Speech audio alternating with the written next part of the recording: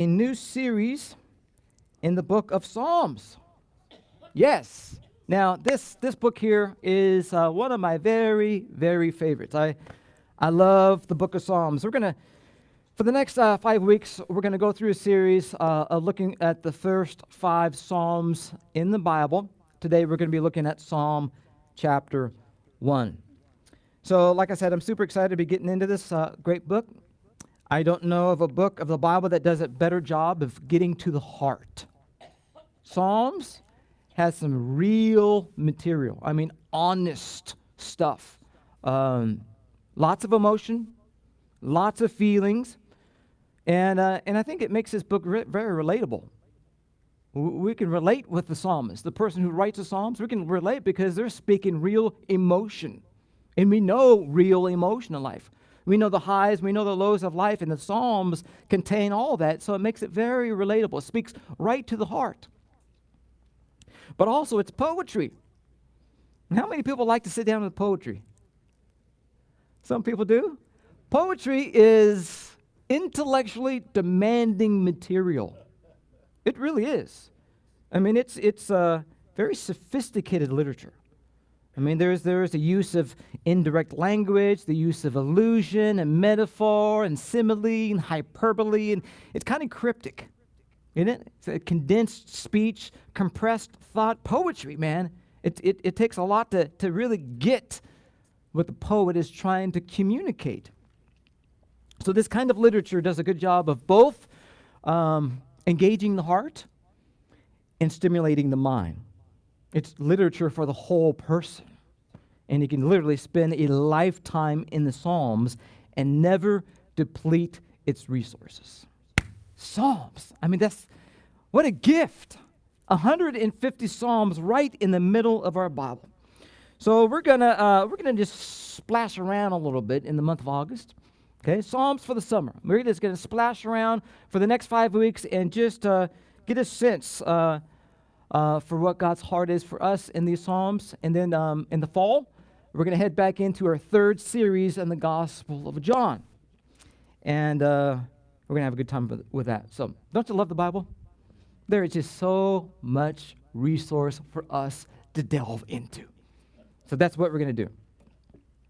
We've called this series this month, War and Peace. War and Peace. Because both of these themes, war and peace, surface in the first 5 Psalms. As you read them, you get the sense that the psalmist is doing good. I mean, he's loving life. He's loving the Lord. He is at peace. You really get a strong sense of that. He's at peace, but this word peace in the English really doesn't do it justice. It in English it kind of is. It means like the absence of conflict, tranquility, peace. Oh, it's a peaceful lake. It's tranquil place.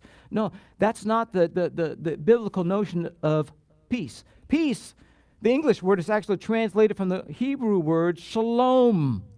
You guys know that word? Shalom, which is a much fuller, much richer concept than just simply the English word peace. The word shalom indicates that the things are as they should be. I mean, I am well. I am prospering. I am complete. I am whole. I have success. I have prosperity. Not just in a financial sense, but in a personal sense. I am prospering personally in every way. That's the concept of shalom. So when we look at war and peace, get the concept of not just tranquility, but I am doing as well as you can imagine. I am at shalom. All things are right what they should be.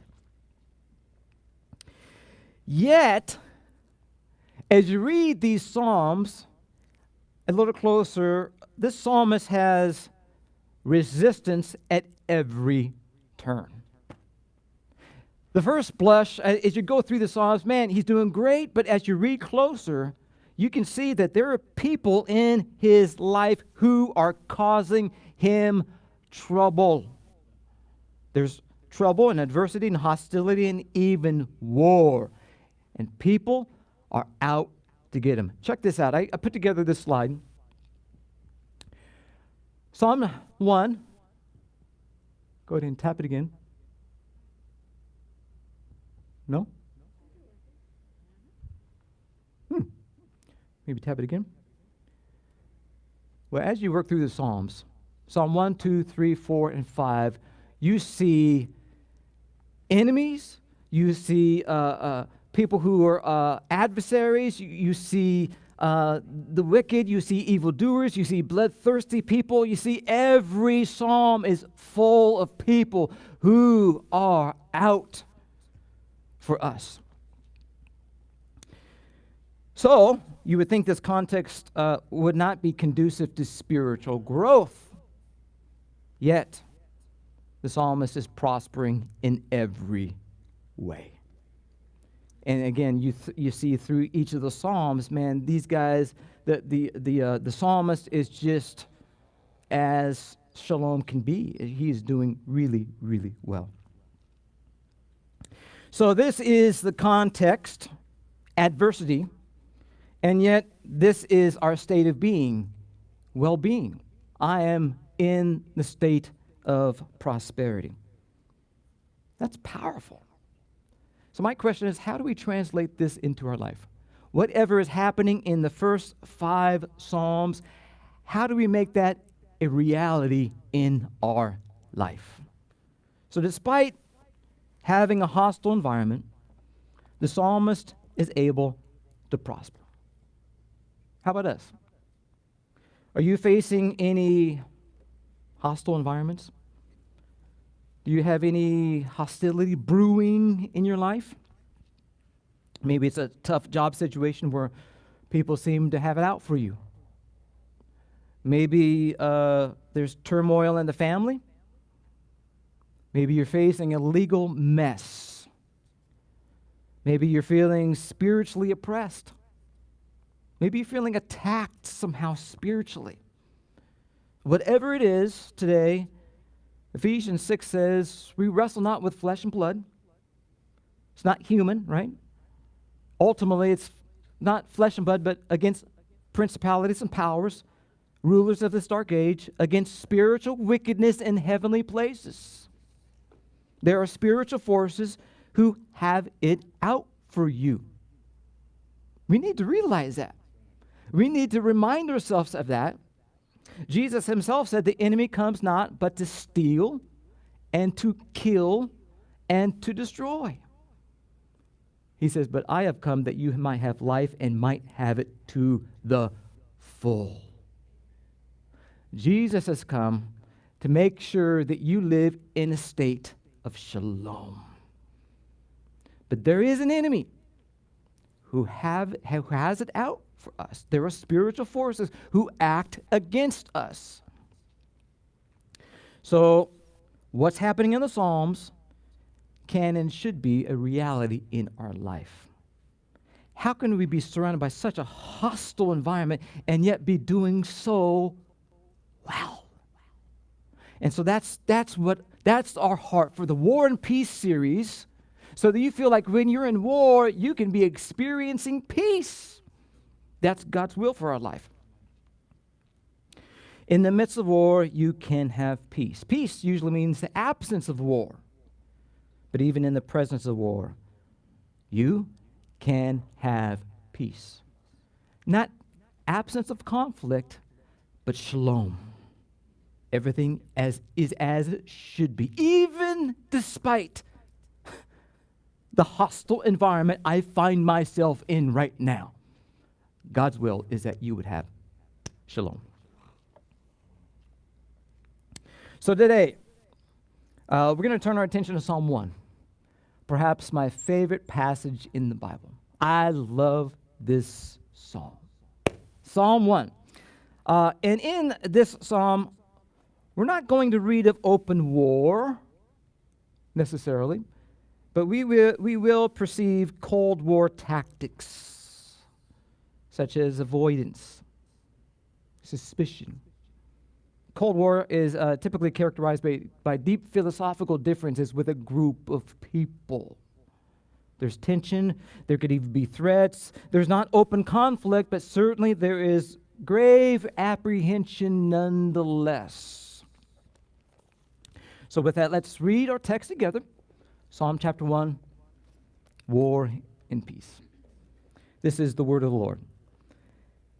Blessed is the man who walks not in the counsel of the wicked, nor stands in the way of sinners, nor sits in the seat of scoffers. But his delight is in the law of the Lord, and on his law he meditates day and night. He is like a tree planted by streams of water that yields its fruit in its season, and its leaf does not wither. In all that he does, he prospers.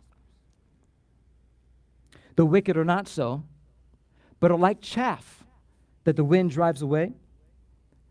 Therefore, the wicked will not stand in the judgment, nor sinners in the congregation of the righteous. For the Lord knows the way of the righteous, but the way of the wicked will perish. Now, this is a psalm about trees, and I didn't know that I was going to correlate my shirt with the theme of the psalm, but hey, look at this, he is like a tree planted. Everybody's saying, hey, you look like Chris. You wore your bowling shirt today. Well, this is a bowler. I'm not a bowler, but anyhow. I love this psalm. I want to entitle this message, Flourishing on the Fringe. Flourishing on the fringe. This first psalm here is comprised of 6 verses. And we're going to tackle these 6 verses, 2 verses at a time. All right? Breaks out really nicely this way. The first 2 verses, you get the sense of being on the fringe of all the action. If you look at it here, it says, blessed is a man, fortunate, happy is the man who walks not in the counsel of the wicked. You ever seen a council? People coming together and deliberating together? Okay, the counsel of the wicked. Blessed is he who is on the fringe of all that. Nor stands in the way of sinners, the way, like a big path, a thoroughfare, nor sits in the seat of scoffers. In cities, there used to be seats right at the gate. Okay, these were places of authority and nobility and respect.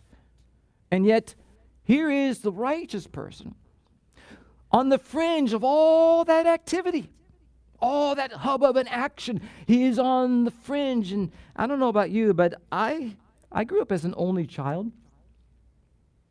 And so if I had a chance to go to school, since I went to school, I consider that an opportunity to dive into the action. I didn't want to be on the fringe of anything. Man, I dove in and it was my mission to become as popular as I could. For some reason, that was really important to me.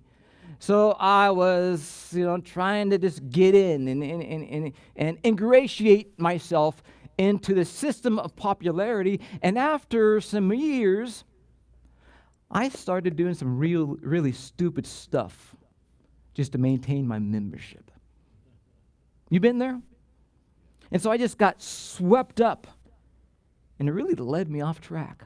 All of my adolescent years, I was not in a good direction because I was so engulfed in all of the worldly activity. And that's the warning we see here in verse 1.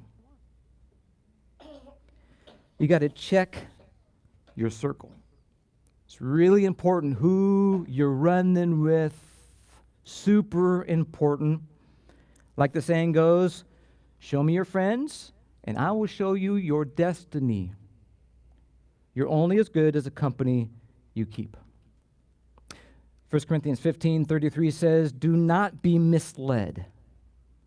Bad company corrupts good character. You can't learn how to play. You can't learn how to play basketball if you're always with the soccer team. You're gonna. Your environment is highly formative. So you got to make sure you got the best people on your squad, and you're going in the same direction. They're going in the same direction that you want to go. Otherwise, you won't be heading in the direction you think you want to go, if you don't surround yourself with the right kinds of people. So sometimes I have to exhibit enough courage to remove myself from bad influence. I can be friends to everybody, but it doesn't mean I'm going to be friends with everybody. I can be friendly to all people, but not. There's a difference between friendship and fellowship. My group of fellows needs to be tight, and we need to be heading in the right direction. That's the importance of staying in good Christian fellowship. People who can encourage you on a spiritual level. It's so critical, and that's what church is all about.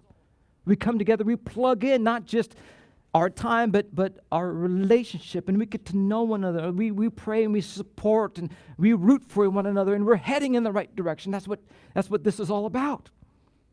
And when I was a young man and needing help in my life and all alone, it wasn't until I found my place in the church. So when I started heading in the direction I wanted to go for all those years. Sometimes this is going to put me on the outside of all the activity, though, on the fringe. But even on the fringe, I can still be blessed. Look at verses 1 and 2. Blessed is the man who walks not, stands not, sits not, but his delight is in the law of the Lord, and on his law he meditates day and night. I love it. Before you determine what you're going to do, you got to determine what you're not going to do. Before you make a to-do list, you got to make a what not to-do list. You got to say, if you're in training to become a gold medalist, you're going to have to say no to a whole bunch of things. I can't have that cake and ice cream because that's no. So the blessed life is not just defined upon what you say no to, but what you also say yes to. And saying the no clears you up to say the yes.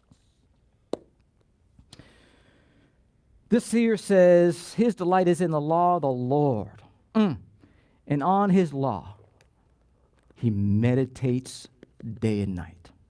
I love this word. Meditate comes from the Hebrew word hagah. Everybody say that. Hagah. Hagah. The syllabus, the emphasis is always on the last syllable. Hagah. Hagah.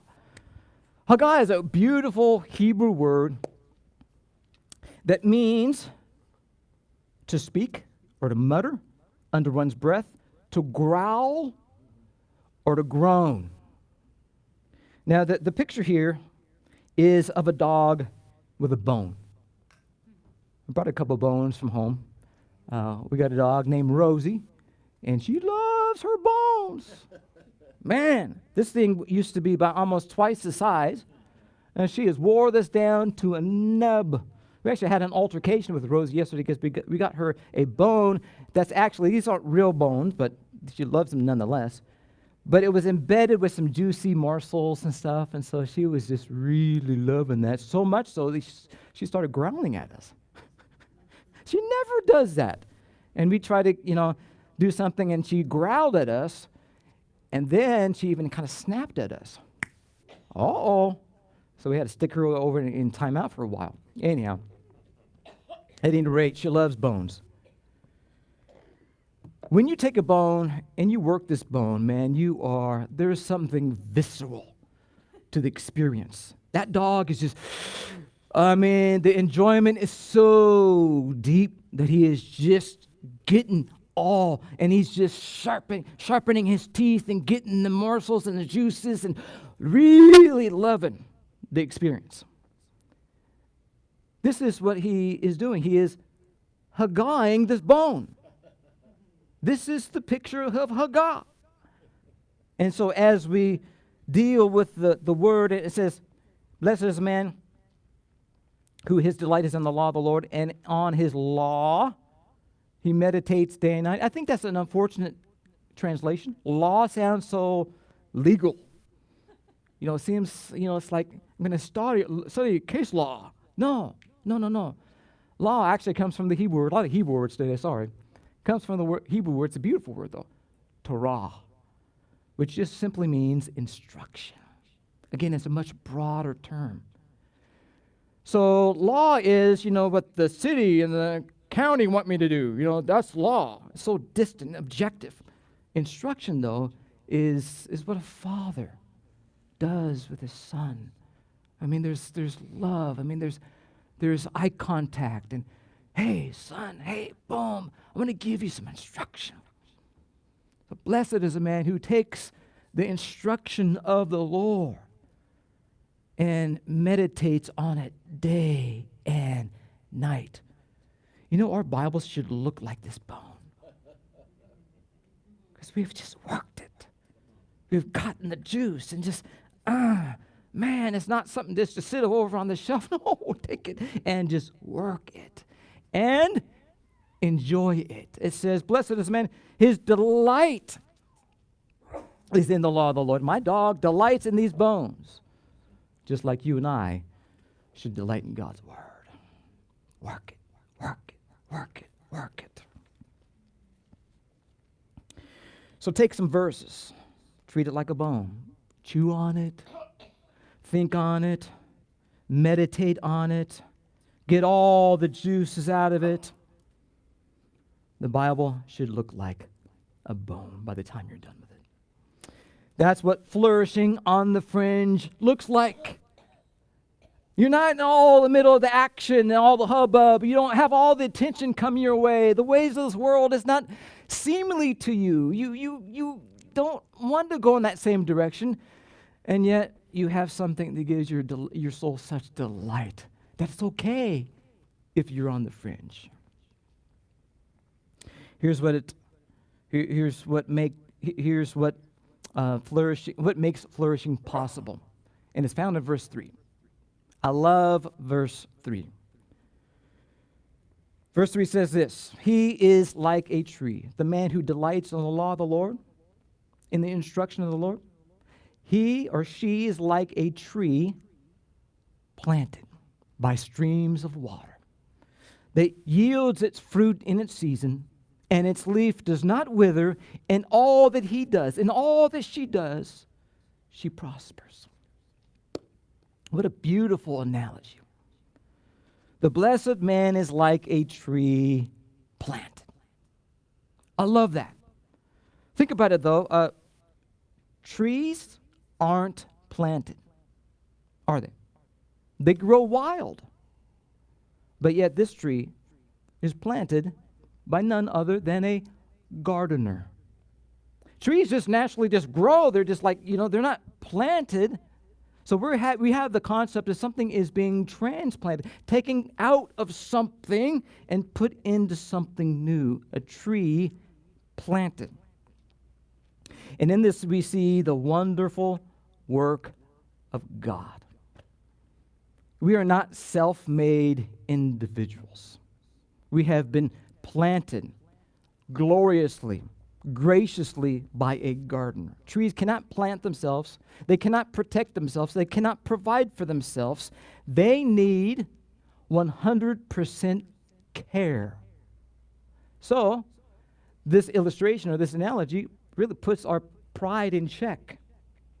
We are never self-made when it comes to flourishing in the Lord.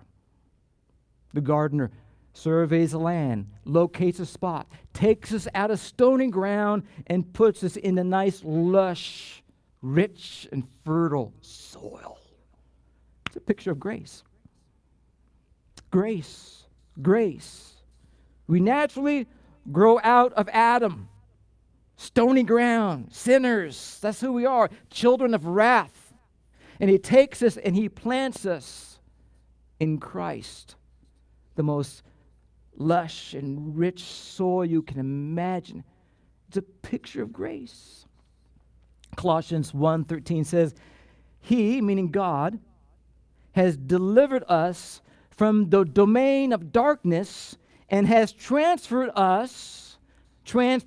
us to the kingdom of his beloved Son, in whom we have redemption, the forgiveness of sins. That's a gracious act of God. And that's what he has done in planting us by streams of water. What a beautiful image of what he has graciously accomplished in our life. When you're rooted in grace, you can flourish on the fringe. This is life. But look at verse 4. Look at verse 4. The wicked are not so. What a beautiful picture in verse 3. But look here. The wicked are not so, but are like what? Chaff. You guys know what chaff is? I mean, a lot of us probably aren't farmers, but a lot of us probably know what it is. But if you don't, chaff is the outer husk of kernel, husk of the kernel of wheat. It's like the skin of wheat. And it's utterly useless. It has no nutrition to it at all. And so you have to get rid of it. So what do? You have to actually winnow the wheat on a threshing floor. So what you would do is you would gather all the stalks. You would bring it over to a threshing floor, which is usually a place located where there's a good breeze, up maybe on a hill. You would throw it. You would pour it out on the ground, and you would run animals over the top to break up the grain, and then you would pitch the stuff up into the air, and the wind would catch the grain and carry the chaff away. The grain would fall to the ground, and you would gather it up and store it in the storehouse. But the chaff is driven away. Could there be a stronger contrast? The righteous is like a tree. The wicked is like chaff. A well-watered planted tree and bone-dry, wind-blown chaff. Chaff. Scattered over the ground, no root below, no fruit above, just subject to the wind. No enduring quality to it at all. And because of this, in verses 5 and 6, we see this enormous shift. We start the psalm on the fringe, and something really interesting takes place in this last two verses. The tables are turned. Let's look at verses 5 and 6. It says here, therefore, the wicked will not stand in the judgment, nor sinners in the congregation of the righteous. For the Lord knows the way of the righteous, but the way of the wicked will perish. And we got the slide going here. So throw up that last slide. Verses 1 and 2, we see the righteous man on the fringe. He's outside of all the hubbub, all the activity, but yet he's prospering. He's loving life. God is good. Then you see verses 3 and 4. You see why he's so good, because he is rooted. He's rooted in grace. He feeds. He nourishes himself on God's word. I mean, there is life and abundance, and he's flourishing. Okay? And then verses 5 and 6, we see a reversal. The tables are turned. In the first two verses, you get the sense that the blessed man is the odd man out in the beginning. Then in the last two verses, the blessed man is not on the outside looking in. He's on the inside looking out. In the very beginning, there is the counsel of the wicked. He didn't get to be a part of that. But at the very end, the wicked is not able to be in the congregation of the righteous. Look at verse 5 there. Nor sinners in the congregation of the righteous. So look at a major reversal is happening. He didn't get to be in the council, but he gets to be in the congregation. All because he fed on God's word and he was rooted in grace. What's the point of this psalm? I think the point of the psalm is to give us or to encourage us to be patient with the process. You know, we are surrounded by a world that's just going in another direction. There is rampant evil. There is influence that's always pressing in on us, given the media and the stuff that we get through social media. There's all these opinions and thoughts, but I need to get the thoughts of God. So I need to sometimes step on the fringe. Sometimes we've been pushed out on the fringe. Sometimes we have to remove ourselves from particular contexts. And sometimes we feel like we could be a little bit more the center of action, but no. Be patient with the process. God is taking you from the edges, and He's bringing you to the center of the action. We got to be patient. We live in a world that's not conducive to spiritual growth. But verse 5 says, it refers to the judgment. That's Judgment Day. That's going to take so far that's been thousands of years in the making. So be patient. And stay rooted. Stay rooted. Stay rooted in grace. God begun the work, and He will always finish the work He begins. So I would say stay rooted in church. This verse here in Colossians 1:13.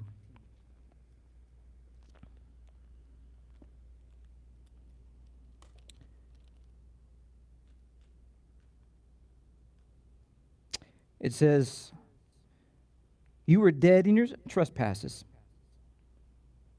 No, I'm lost here. No. Okay, He has delivered us from the domain of darkness, transferred us into the kingdom of His beloved Son. This is His kingdom. The church is something He is not going to give up on. This is His kingdom growing in the earth. And this is where He's planted us. This is where He's transplanted us. This is where He's transferred us into. And this is where we will grow. So stay planted in fellowship, in community. And this is all done as a response. He has graciously done this in our life. And so now this is our chance to respond and say, this is my native soil. I will stay plugged in to the people of God. I'd also say be rooted and grounded in love. Be loving to one another. Serve one another. Lay down your life. Make sacrifices. Learn to lose well in life. Sometimes we want to just win, and that's what conflict's all about. I got to prove my point. I got to show you how I'm right. How can you show somebody that you're actually wrong? How can you move towards somebody in humility, in love? This is what causes you to be a rooted person. So be rooted and grounded in love. Then I would say stay in Scripture. Stay in Scripture. Treat it like Rosie's dog bone. This is who you are. You delight in the law of the Lord. You meditate on it day and night, all the time. So stay rooted. This is how we flourish on the fringe. If you feel like God has you on the fringe, that you just don't fit the ways of this world, take hope from this psalm. Take hope. And then if you feel like you are in the center of ungodly activity, you understand that way of doing life will one day perish. It's a chilling thought. And everybody on that way will perish right along with it. That's why God's trying to get the people out of that way and get the way out of people so they won't have to go down that road of destruction. But even if you are in the center of that activity, I want you to take hope as well, because the great verse, John 3:16 says, for God so loved the world that He gave His only begotten Son, that whosoever should believe, that's all, believe on Him, should not perish, but have everlasting life. His intent for you is never for your demise, always for your life, for your salvation. So put your faith in Jesus. Sink your root into his love and watch what he would do in your life. This is called flourishing on the fringe. We're going to sing this final song, Build My Life. Love this song. And there's some lyrics in it I want to highlight. It says, I will build my life upon your love. It is a firm foundation. And I will put my trust in you alone, and I will not be shaken. He is like a tree planted. Think about that. When you plant a tree and it grows and it establishes itself and it puts down root, man, that thing is nearly indestructible. You run a semi in that thing, man, the root ball is gonna stay. You run a car into it and the car is gonna be, there's no hope. But I think, the tree is not very an exciting analogy, but it's effective because that's who we are. We stay rooted in his grace, and we literally become an indestructible force. So as we stand for this last song, I pray that as you worship the Lord, that you will sense that root going down deep into the soil of grace, and you will rejoice in the stability that grace brings your life. So let's stand and sing this last song.